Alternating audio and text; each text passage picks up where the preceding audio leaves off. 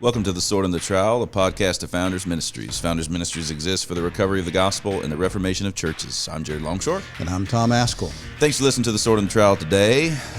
We are very grateful to all of those who listen in to us. It's amazing that anybody listens to this. It is. I wonder what episode this is. This is like episode a lot. We're coming up in like a lot. Probably over 2 years. Coming on 2 years. I think it was 2 years. Nope. Not yet. I bet this is our 85th episode. 85th episode. Well, do not think more highly of yourselves than you ought. We've been doing this 10 years, haven't we? By grace, we will get to 2 years. Hey, we have a book for sale at founders.org called The Bond of Grace and Duty. Here it is, written by Philip A. Craig. The subtitle is, I guess we kind of spill over from the title to the subtitle, The Bond of Grace and Duty in the Soteriology of John Owen. Yeah. This thing's for sale, and you should totally go get it right now. It's incredible. It's like a $24 book or something like that, and it's $13. We have it just on pre-pub because it's just come in, and you can get this. I don't know how much longer the sale goes, but it's not long. Yeah, you could pay that much money just to have J.I. Packer's blurb. Yeah, just to read his blurb on the back. Let me just read a little bit of what Packer says. He says, Owen outflanks and undercuts the widespread form of easy believism, and that Philip Craig's analysis shows very clearly how he does that. So commend this book to you. You can get it on sale at founders.org for $13, at least for the next few days or week or so. We're not exactly sure. Yes. What about our apparel lineup, our clothing line? Our spring collection is our spring collection is Fear God t-shirts. Our summer will be Obey God t-shirts, and then in the fall we're going to come around to Trust God. Or no, it'll be That's Stupid. Our That's Stupid t-shirt will be coming out soon too. Yes. So if you know, when Tom had his medical episode, and however long ago that was, and he was in the ambulance and he was unresponsive to anybody, the first thing out of his mouth when some guy was kind of not fearing God, told him to fear God. And so Hannah whipped up some t-shirts. Those t-shirts look so good, and you can buy those t-shirts now, right? You can get them now. So buy a Fear God t-shirt and read the soteriology of John Owen while you're wearing the t-shirt. You'll be done. And send a picture to us. Okay? Yeah. That's what we want. We want that. We want a picture of you reading the book, wearing the t-shirt. Yeah. And we'll feature it on our, what do we have? Social media accounts, right? Something like that. If you write a review, those tweeters, we'll feature it on Twitter. If you write a whole review of the soteriology of John Owen and send it in to us for publication at founders.org while you wear the t-shirt, you can get like 2 months free fam. Whoa. 2 months free fam membership. Anna, will you take my picture while I'm reading this book in a Fear God t-shirt? We'll do that. But listen, if you do write something for Founders, you have to make sure that you spell the words right. That's true. Yes. That's true, because we would not want to promote illiteracy. So, if you want to be reading, writing, you want to criticize homeschooling, you ought to spell the words right when you do so. You ought to spell the words right when you do so. Especially if you're, Harvard Journal. But it's not what it used to be. It's Harvard Magazine. That whole Ivy League. It's like that stuff. That Ivy has done lost its water source and has turned brown and broken off. Ain't no birds sitting in that anymore. Just abandon those bad boys. Yeah. So what we're talking about is what probably you or maybe you've heard about is Elizabeth Bartholet wrote an article for the Arizona Law Review. I think it was either early this year or late last year, on homeschooling and the dangers of homeschooling. The title of the article is Homeschooling, Parental Rights, Absolutism versus Child Rights to Education and Protection.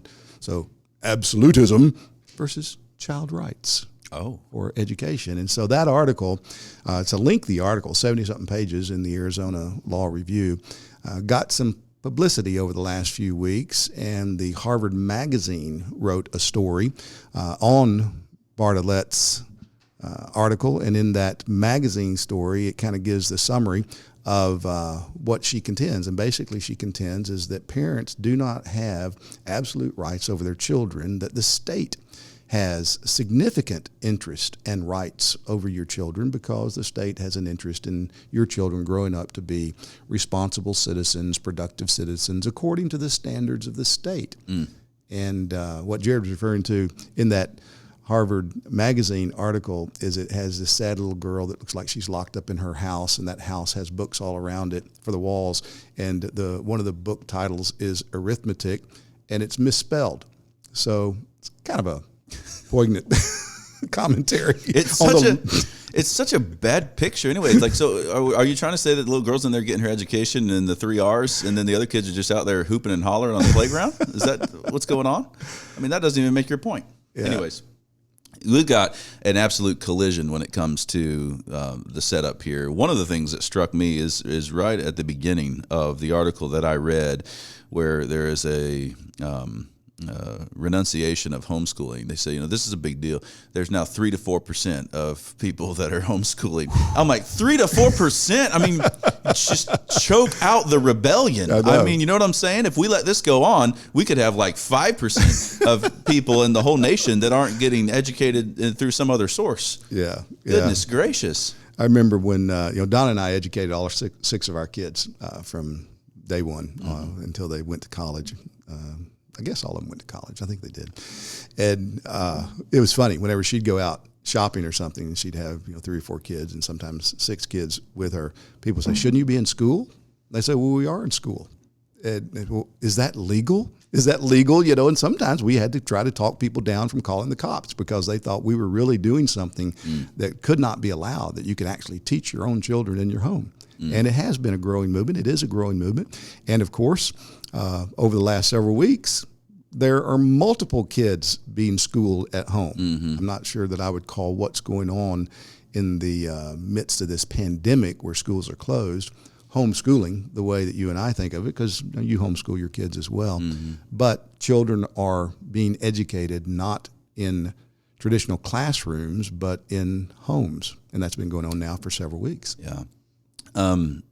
As much as I play around about the 3 to 4%, I would take this article as a sign that people are starting to feel the heat because they're seeing how broken the system is. That my wife and I both were trained to be educators. So we went through our secondary education, studying education, and just honestly, it was just a mess.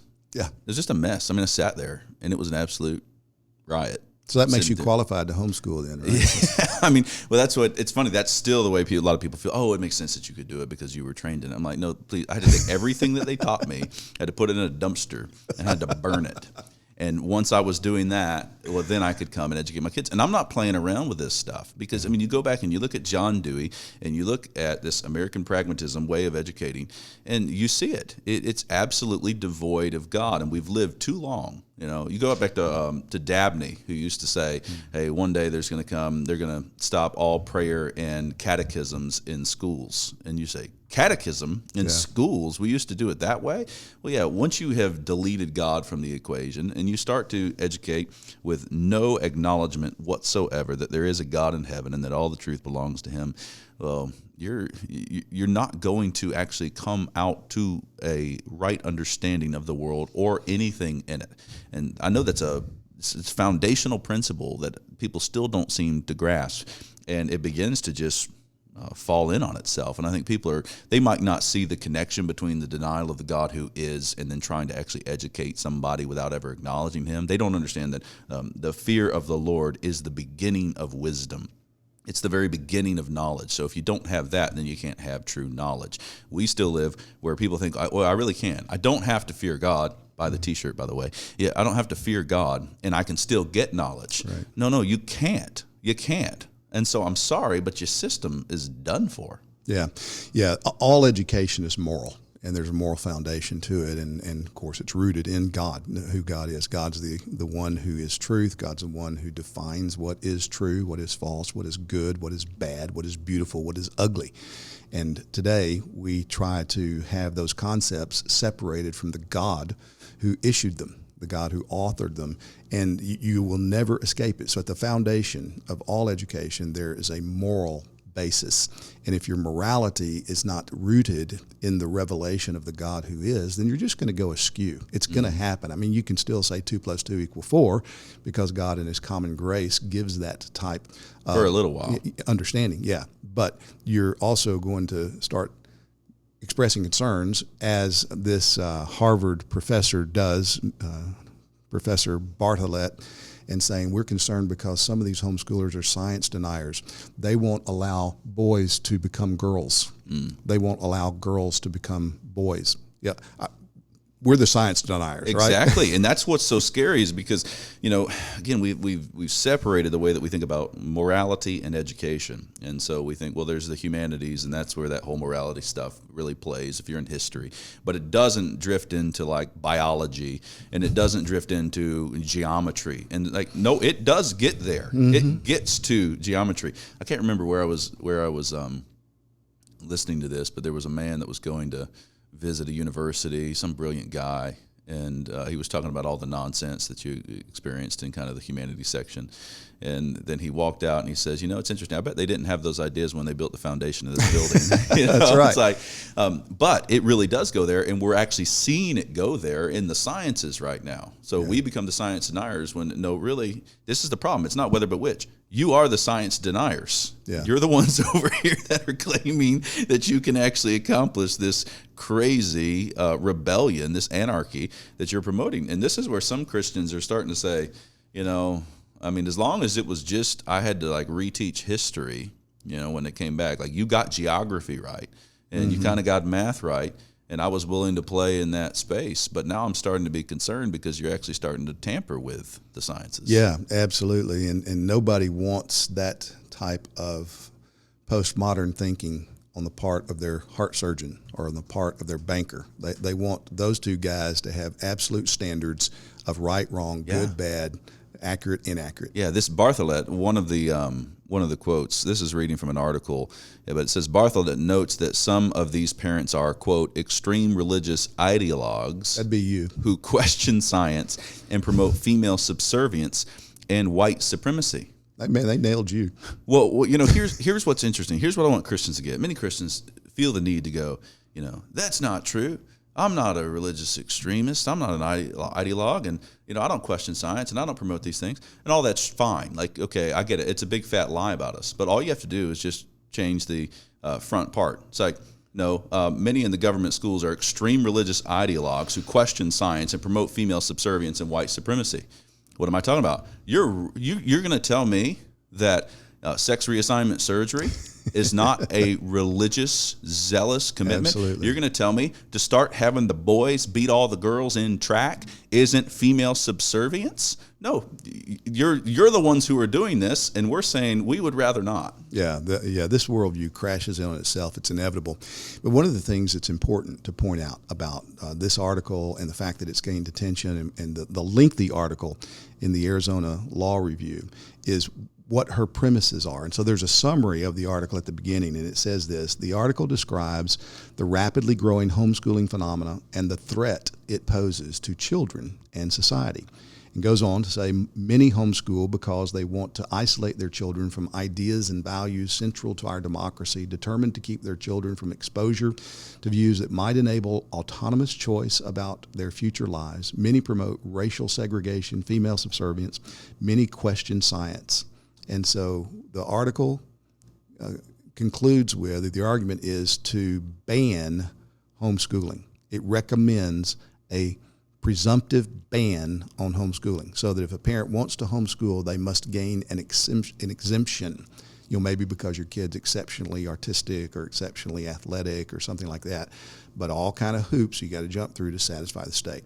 Well, as Christians, whether you homeschool or not, as Christians, this type of thinking ought to sound alarm bells. They're coming for your children, and we ought to go back and say, okay, what does the Bible say?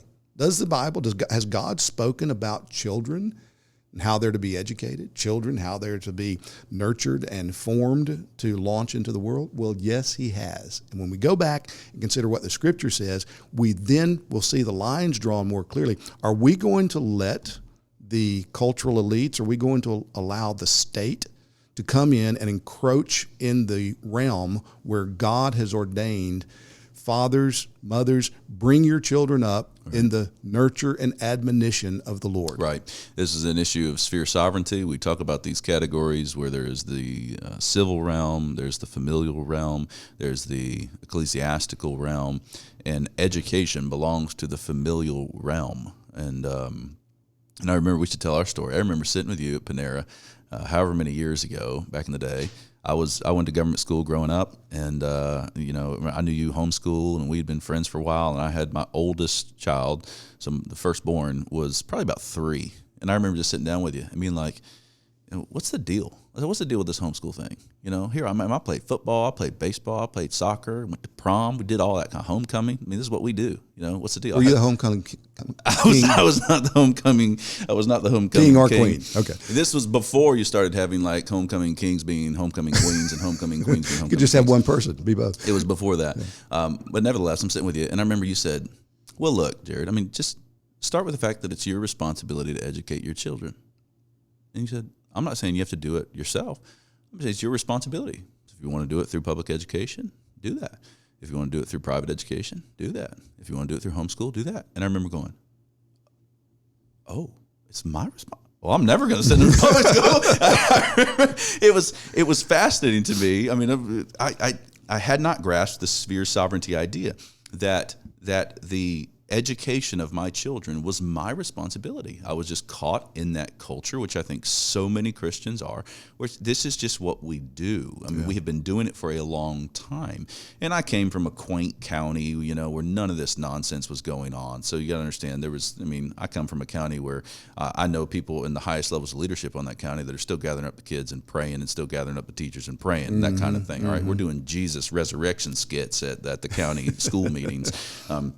Nevertheless, that's the point. It's like when you realize it's your responsibility, and that's exactly what's not represented in this article. Right. And I'm not sitting here saying you have to homeschool your kid. There's all kinds of ways that you can go about it, but you can see the complete abdication of that responsibility to educate children that I myself was experiencing just because it was the air that I breathed. Yeah. I think a lot of people are there. I think this article highlights just how bad that idea is. Yeah, it does. And it brings to the fore these subjects that Christian parents must think about. Fundamentally, it's my responsibility to bring up my children. Bring your children up. It doesn't say that to school teachers, doesn't say it to Sunday school teachers, doesn't say it to youth pastors. It says it to parents. So I have a fundamental responsibility. Deuteronomy 6, the Shema, and how parents are obligated day in, day out, when you lie down, when you rise up, when you walk by the way, we are to teach these things to our children. That's my job. Now then, if I want to hire somebody to teach my kids math or physics or something like that, fine. If I want to do it through a school system, fine. But I cannot then just slough off the responsibility. What happens in that classroom is my responsibility, and I need to own it.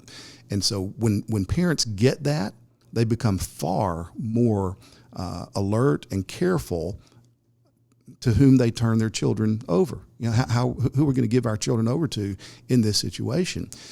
With that comes the reality, or what ought to be the reality of thinking about what goes on in these systems. There's all kind of educational systems available to us today that you didn't have even 15 years ago.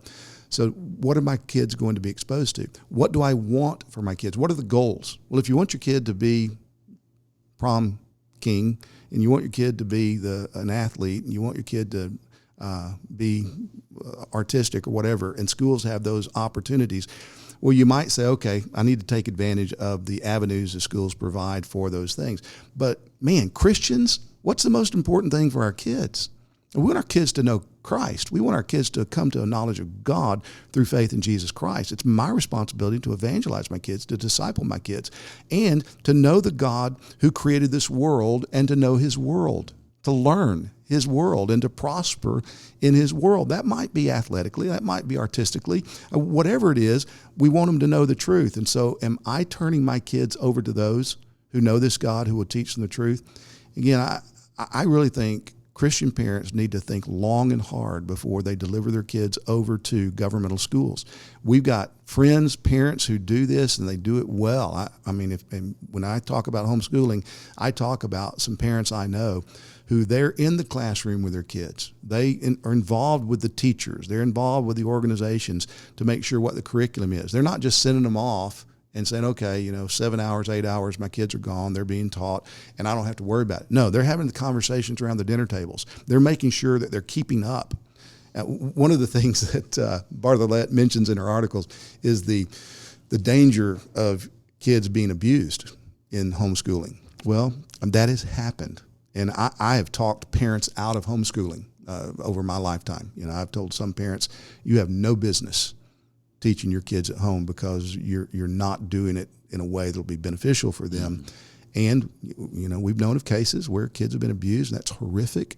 And man, the church ought to be involved with certainly Christian parents, members. We ought to be heavily involved in that. And we ought to be looking out for the welfare of all children. So I agree with her concern there. But when you compare what goes on in homeschools settings that we know of to what we know of goes on in public school settings, and you want to protect your children from being abused, you wouldn't send them to public school. I know, and there's too many things here. There are always exceptions, right? So I took statistics, and there's outliers, right? Mm-hmm. So we can highlight those, whether that be an outlier of a student who is able to stay in the public education system and be okay, or the outlier of someone who's being homeschooled but actually not getting a sufficient education. Those kinds of things exist. But we need to talk about the main realities. When you look at the whole, take the 10,000-foot view here, and you think about what's going on, there's massive problems with the sexual revolution and how it has caused chaos inside the government education system. According to a 2004 U.S. Department of Education report, now you need to understand this, the Department of Education is the Department of Education. You understand? Federal department. I call it government school to help people understand it is a government entity. It's a government reality supported by taxpayer dollars. And that Department of Education itself, this is their report that commissioned a study, and there's an estimated 1 in 10 students who will experience school employee sexual misconduct by the time they graduate from high school. 1 in 10. 1 in 10. I'm not citing some random, weird blogosphere person. I'm citing the Department of Education report itself. A 2004 study says straight up, you're going to send your kids to the government schools, and there's a 10% chance that they experience school employee sexual misconduct. That's a quote. And so the talk about, well, these homeschoolers are really going to be in danger of this. When you take it all the way to 10%, mm-hmm. I mean, who would ever do that? Who would say, I'm going to send my kid to a place where there's a 1 in 10 chance that he or she experiences sexual misconduct at the hands of a school employee? That's crazy. Yeah, and there have been other studies done as well. For example, the American Association of University Women did a study of students from the 8th through 11th grades in public education. Here's what they found out. This is a 2000 study. 81% of the students experienced sexual harassment in school. 83% of girls, 78% of the boys sexually harassed. 38% of the students were harassed by teachers or school employees. 36% of the school employees or teachers were harassed by students. 42% of the employees or teachers had been harassed by each other. And it goes on to say that between 2002 and 2007, there were 2,500 cases of teacher sexual misconduct in the public school system. From 2001 to 2005, 2,570 teachers had their credentials revoked because of sexual misconduct. Now then, I appreciate the concern that Elizabeth Bartholette has expressed that children not be abused. Praise God. We ought to all be concerned about that.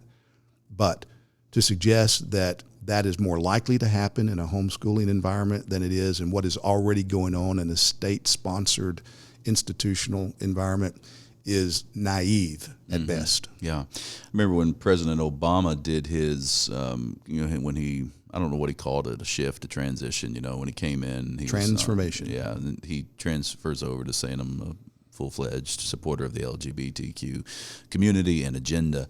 I believe it was during that time. I remember they lit up the White House in rainbow colors, and the Department of Education released some kind of footage. I don't know if it's some form of social media where the DOE was lit up in rainbow colors. There's an absolute sexual revolution that's going on throughout the Department of Education. There's no way to stop that. It's not going to be experienced in some of the smaller communities and some of the small counties right now, although it does have a trickle-down effect and even attacks there. And so you've got that whole principle. But what I want people to see is that, man, this is so important. The ethics, which we've been talking about, sexual abuse, this kind of thing, LGBTQ community, and what happened with Obama and with the DOE, is connected to the ideology. And so selling this kind of this LGBTQ community is connected to an actual worldview, which goes back to the very worldview that John Dewey had as one of the leaders of American pragmatism in education. I had to read Dewey when I was in college. Dewey has come out very clearly saying there is no God. Right. There is no God.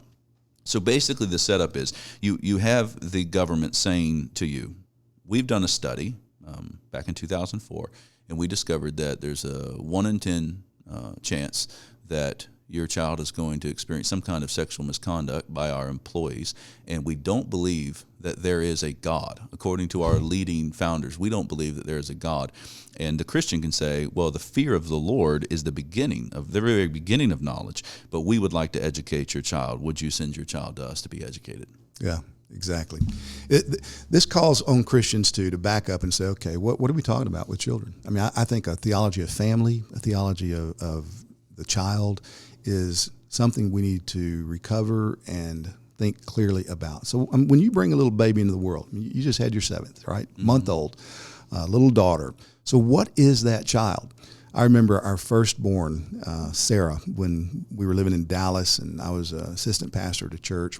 And the first Sunday that we took her to church, man, I was just thrilled with her. I wanted everybody to see her and everybody to just, express how beautiful she was. I loved hearing all those things. I was also a seminary student, so I was heavy into my theological studies. And I remember when I handed her over to Mrs. Wright in the nursery, dear lady, sweet lady, and she took Sarah. She said, "Oh, look at her." We had her dressed in all white. And she said, "Oh, so pure, so innocent." And I said, "Yeah, it's hard to believe she's totally depraved, isn't it?" And she looked at me like I had just come out of some cave or something. And I'm not advocating speaking like that to your nursery workers, but it is important that your nursery workers, as well as all parents, understand that. So what are our children? Well, they're image bearers. They're made in the image of the God who created the world. It's incredible. So they have a sanctity in their life that doesn't belong to tigers and kittens and dogs. I mean, they are image bearers of God. He's breathed into them a soul. They have souls that will never die. That's one. But they're sinful as well. Mm-hmm. And so they're separated from God. That's two. And if you lose sight of that, then you're going to be messed up. And the third thing that's critical in thinking through a theology of children is that they are savable. They can be saved. They will be saved when they turn from sin and trust the Lord Jesus Christ. And parents, Christian parents, must have those three foundational understandings in order to have a right theology of children. Yeah, and I would want to build on that because I think there probably are a lot of evangelicals out there who say, okay, I know the child's an image bearer of God. I know the child is fallen. I know the child's savable, those three principles. And I'm going to work on the savable part. I'm going to take them to church. I'm going to pray, right? But when it comes to the education part, well, that can be, I can have the government schools who deny God and who are a part of the sexual revolution go about that part, and we can kind of keep them unstained from that. But the problem is not only you need to deal with honestly how many hours you're talking about and how much data you're talking about when you go the route of the way the system's set up right now, 5 days a week, 8 hours a day, whatever that is. But you also need to understand some things about your child. And I might put it like this: not only is your child savable, your child is disciplable. Yeah. Disciplable. Yeah, right. And according to Paul in the New Testament, that child is holy, being one of your children, which, again, we're going to have a lot of debates with the Presbyterians over that. But as a Baptist, I'm not afraid to actually claim that text. It doesn't mean what they think, but it means something. Absolutely. And you need to think of your child that way, because I think one of the problems we have is some of the Baptists, and not all of them, but some of them do think, well, my child's not saved, but savable, and that will happen sometime, probably when they're about 17. So what I'm going to do is just pray for conversion until 17, And I'm going to disciple as soon as they become a Christian. So when they're about the time they turn 17, I'm really going to jump on discipling them. And so for 17 years, you don't disciple them, and somebody else does. Mm-hmm. So they get a fully developed worldview dropped upon them repeatedly through all kinds of channels. And you have been praying for conversion, and praise God for that. You should not stop that, but you haven't actually been discipling, and you haven't seen that worldview is your responsibility to set in, not only through straight dogma, but also through the whole education, also through watching your movies, and also through reading your books, and also through what kind of customs and traditions you participate in, and also analyzing the customs and traditions of rampant secular humanism that exists in our culture, and helping them to see that. So you need to see that the child is holy, that child is set apart or sanctified in certain ways, and your job is to actually train that child. So I would say, don't be afraid of the government education system. I mean, Christians, it is a paper tiger. Yeah. It's a paper tiger. So that's one of their things. They're afraid. They're going to try to hide. Well, look, there's going to be some defensive measures. But quite honestly, I am in the homeschooling movement right now, and it's very small what I have to do for the government. I just go in there and show them a portfolio, and hey, even that I think is not the right kind of move, right? There's other ways you can go under other kinds of umbrellas and things. But one of the things we do is say, we're not trying to hide from y'all. Like, we're trying to instill in them the kind of logic and rhetoric that will actually absolutely destroy your arguments. Mm-hmm. So it's a lot worse. Don't. Yeah, you're subversive. Yes. As much as you're worried about the 3 or 4%, and I say, well, we're only 3 or 4%. Can y'all stop being tyrants and come and attacking Well, you're not going to have 3 to 4% of people in this society that are actually not in our system. I sense the tyrannical nature of what you're doing, and we absolutely are raising our children to not be secular humanists, to see how foolish John Dewey was, and to see how foolish his system was that you've established. We're training them to actually be able to think biblically and to understand argumentation and to be able to stand up in the world and actually speak and disciple the nations. So in many ways, the secular humanistic system is trying to disciple. Discipleship is inevitable. They're trying to disciple, and that's what this whole article is about. This is a power play kind of thing. As much as people hate the Crusades and they talk about the Crusades as being this, where you're just trying to strong arm people and get them into the kingdom without faith. That's what this is. This is a religious commitment. You want to force people into your kingdom. You want to make sure that nobody is objecting. Well, we don't play like that. We actually believe in regeneration by the Spirit, but we're teaching our children how to know God and how to make Him known in the world. If you can think like that about your children, again, they're arrows in the hands of a warrior. Send them out into the world. It's going to help you to not fall into some traps when something like this comes up. Yeah, the point about your children being discipled, I want to underscore, because they are being discipled. I don't care who you are, where you live. If you got kids in your home, they are being discipled. And maybe Disney's discipling them. Maybe Hollywood's discipling them. Maybe Sesame Street's discipling them. But somebody is discipling them, and usually it's somebody's. And if parents don't own the responsibility as chief disciplers and guard what comes into the minds of your children, especially at very impressionable stages, before they've learned to make distinctions and before they've learned to make proper evaluations, then you're setting yourself up for lots of sorrows, and you're setting them up for lots of trials as well. So parents, be careful what you expose your children to on TV, the commercials on TV. Just be careful about that. And expose them to good books, expose them to literature and to historic movements that have happened in God's world, and help them to see everything from the vantage point that this is God's world. I love reading the book of Proverbs for this very reason. We used to read that book regularly with our kids when they were young, because Proverbs basically tells us the whole world is a classroom. Mm-hmm. So there's never a time when mom, dad is with a child that it's not a teaching opportunity. Man, I got grandkids now. I love walking through the yard with my grandkids because they'll see bugs, they'll see flowers, and they'll pick it up and say, look at this, and it's just new and awe-inspiring. I've seen them so many times, I just step right over them, don't even pay attention, but they see them, and those are moments. Isn't that incredible? Why is that flower so beautiful? Why do you think God made beautiful flowers? The world's a classroom, and parents need to see this and take the opportunities afforded to us day in and day out. Catechize your kids, absolutely. Teach them scripture memory, absolutely. But recognize that you don't just do that an hour a day. You don't disciple an hour a day. No, your job is to bring them up in the nurture and admonition of the Lord. Man, I mean, the proof is so much in the pudding, and so if you are homeschooling, and hurrah to those who are in the classical Christian education stuff I love that stuff and am eager even to see it cultivated in our own experience, and we adopt much of that in our own homeschool. But if any honest person went to a public school and looked at what a kid experienced in that day, and then came into our home and experienced what the kid experienced, it's the proof is in the pudding, and that's part of the parental responsibility. Anything that's good that's happened in our homes by God's grace, and all the bad stuff's totally my responsibility. But there is a way. They have lost the beauty of that education. Right. They're not even thinking anymore. So once you lose God, once you lose the fear of God, you don't have knowledge anymore. And so the whole everybody gets a trophy is one way of thinking, there is no right and there is no wrong. That's really what that means at the end of the day. That's why everybody gets a trophy. And if there's no right, there's no wrong, there's no debate. Any kind of debate is an absolute, visceral attack upon my human person. You can't even have you can't have debate class anymore. You can't have rhetoric anymore. Yeah. You can't have logic anymore.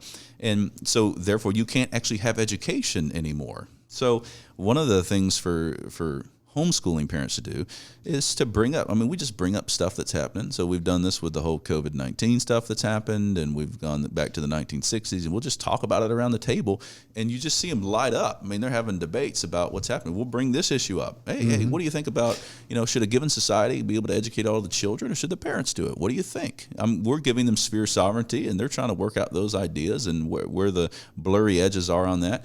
You just talk about those kind of things.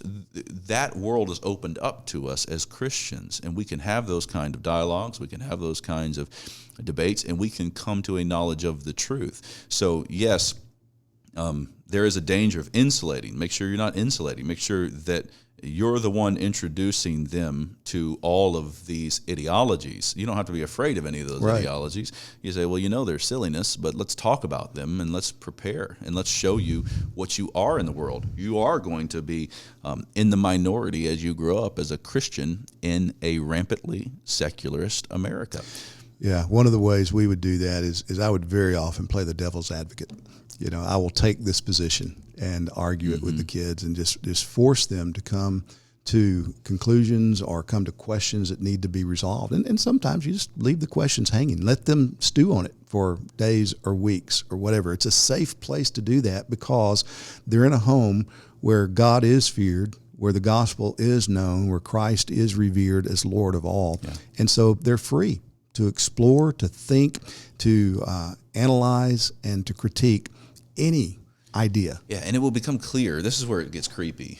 When you start to do this, it will become clear so quickly how this is just a collision of worldviews. Right. It's really, you start to see the religious nature of both camps. Because if I were to run this little experiment with my kids, I know what would happen. And we're going to go, well, it's the parents' job. It's the family's job. It's not in the realm of the government, right? Who has the authority in this kind of situation? Well, how do you know that?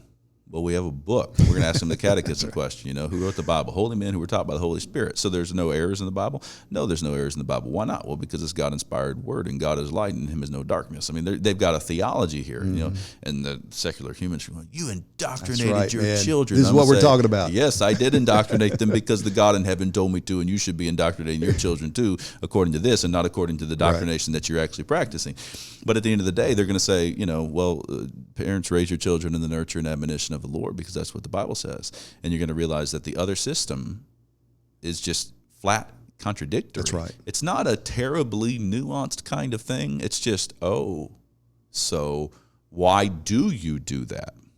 what kind of commitments do you have that result in you starting to say that, it takes a village. It takes a village. There's an ideology under that. That's a whole philosophy. I mean, you start to read Plato and get into what he did. That would be fascinating, by the way, let's play around with Plato's thought, where he says all the upper echelons of society, we shouldn't have any families. They should all just basically sleep together, and then all the children will belong to all of them. What do you think about that play? So the kids will become educated, and they won't be afraid of it, but they'll see, okay, I see what Hillary Clinton wants to do. I see why Hillary Clinton wants to do it. She's quite a religious lady.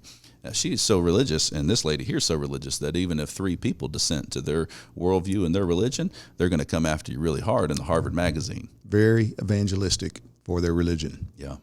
Hey, man, we should add all these links. Hannah, Yep. Can we put all these links in there? We're going to put all the links in the footnotes. We should come back and talk more about this because there's still all kinds of meat on the bone that we could talk about, but we're out of time for today. So thank you for listening to The Sword and the Trowel. Hey, check out the Fear God t-shirt and check out The Bond of Grace and Duty in the Soteriology of John Owen by Philip A. Craig. It is on sale at a wonderful price. Thanks again for listening to The Sword and the Trowel.